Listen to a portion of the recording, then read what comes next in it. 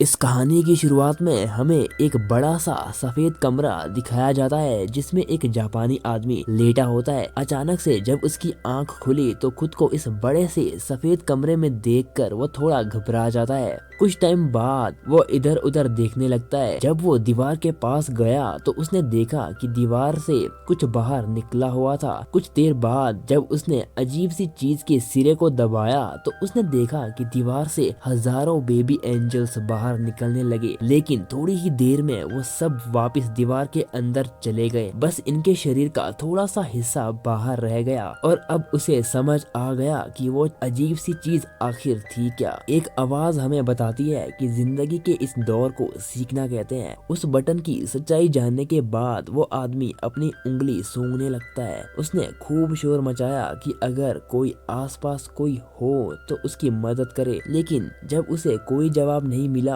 तो वो एक के बाद एक अलग अलग बटन को दबाने लगा। हर एक बटन से नई नई चीजें कमरे में गिरने लगी। कभी टूथब्रश निकलता तो कभी एक बड़ा सा गुलदस्ता।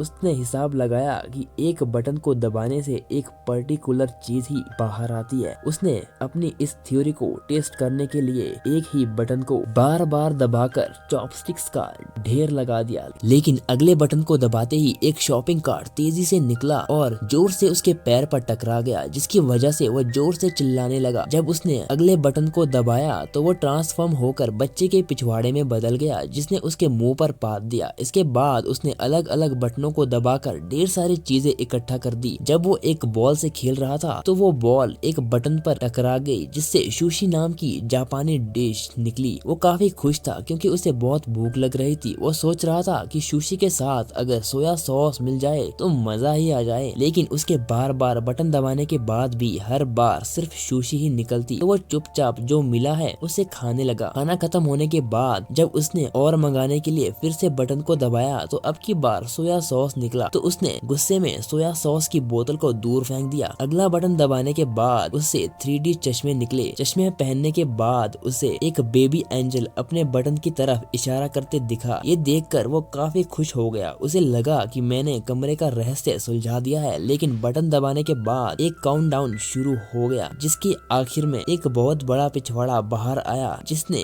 उसके मुंह पर पात दिया। और बटन दबाने के बाद उसे एक किताब मिली जो उसे काफी मजेदार लगी। कुछ घंटों में उसने किताब के 5 पार्ट पढ़ डाले, लेकिन जब उसने छठी किताब पढ़ने के लिए बटन दबाया तो 7वीं किताब बाहर आई। परेशान होकर उसने दूसरा बटन दबाया, लेकिन उससे भी 8वीं और 9वीं किताब ही बाहर निकली। किताब की चाह में उसने एक और बटन दबाया, तभी उसे अपने पीछे एक दरवाजा दिखाई दिया। वो उसे देखकर बहुत खुश हुआ कि आखिरकार वो इस कमरे से बाहर निकल सकता है, लेकिन अपनी इसी एक्साइटमेंट में वह यही भूल गया कि वो बटन कौन सा था। तो वो ऐसे ही कोई भी बटन दबाने लगा। पहला बटन दबाने के बाद एक अफ्रीकन आदमी एक दीवार से दूसरी दीवार की तरफ भाग के गया। दूसरे बटन से उसके सिर पर पानी गिरने लगा, लेकिन तीसरे बटन से आखिरकार वह दरवाजा खुल गया। पर जैसे ही वह बटन को छोड़कर दरवाजे की तरफ जाने लगा तो दरवाजा बंद हो जाता। कुछ देर ट्राई करने के बाद वह समझ गया कि जब तक बटन दबा रहेगा तभी तक दरवाजा खुला रहेगा। वह रनिंग पोजीशन लेकर बटन पर खड़ा हो गया ताकि वह जल्दी से दरवाजे तक पहुंच सके, लेकिन उसके पहुंचने से पहले ही दरवाजा बंद हो गया। इसके बाद उसने बहुत से तरीके आजमाए, लेकिन किसी ने भी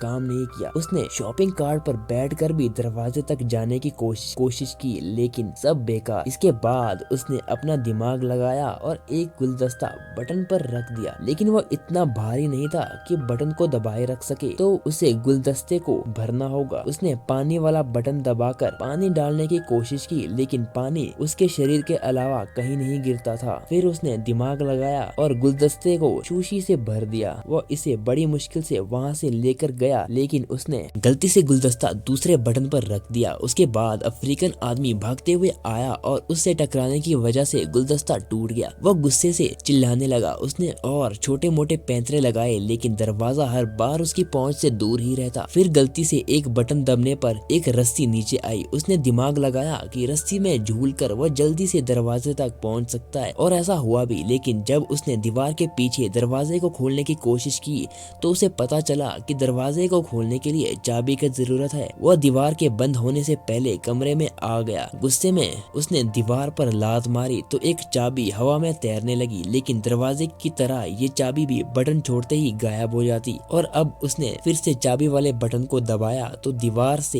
एक कुत्ता निकला जो उस पर भौंकने लगा। वो कंफ्यूज हो गया क्योंकि सारे बटन एक जैसे ही तो थे, लेकिन उसके बाद उसने सही बटन ढूंढकर उस पर सुशी का एक टुकड़ा रख दिया। एक दो बार फेल होकर आखिरकार वह चाबी लेकर दरवाजे तक पहुंच गया, लेकिन अभी मुसीबत खत्म नहीं हुई थी।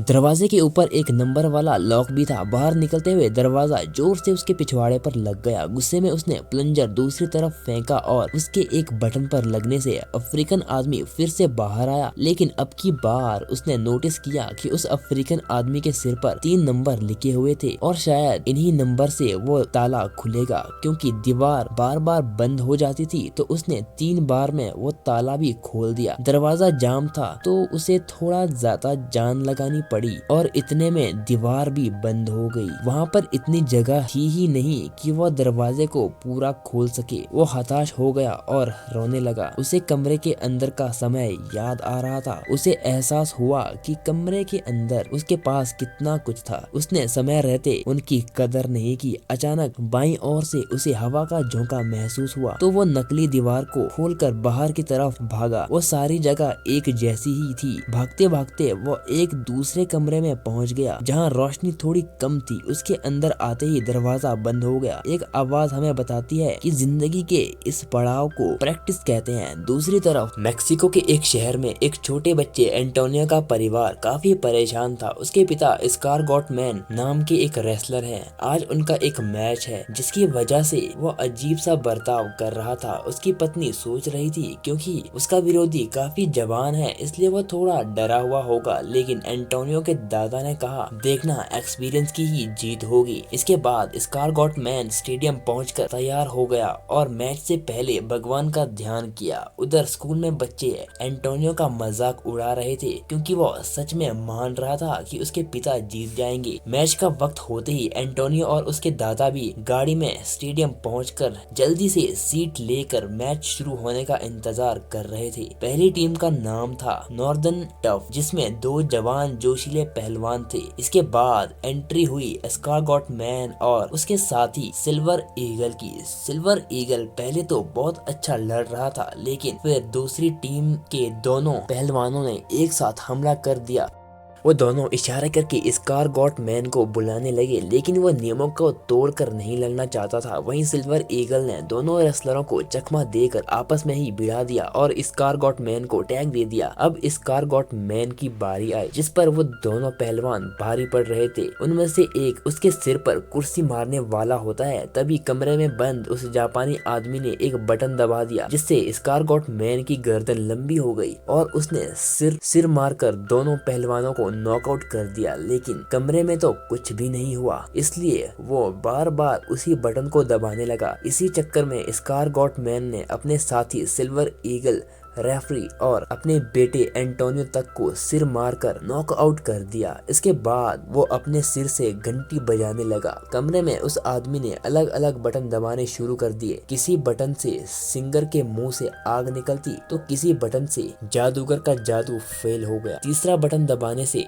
चाइना में एक आदमी अपने ही कुत्तों पर भौंकने लगा। उस आदमी ने देखा कि दूसरे कमरे की तरह इस कमरे में छत नहीं है बल्कि ऊपर से रोशनी आ रही थी जिसमें एंजल उड़ रहे थे। इस बार उसके दिमाग में अलग चीज आई। उसने बटन दबाने की बजाय उनके सहारे ऊपर चलने की कोशिश की। वो कामयाब भी रहा और हर बटन के दबाने से दुनिया में कुछ कमाल की चीजें होने लगी।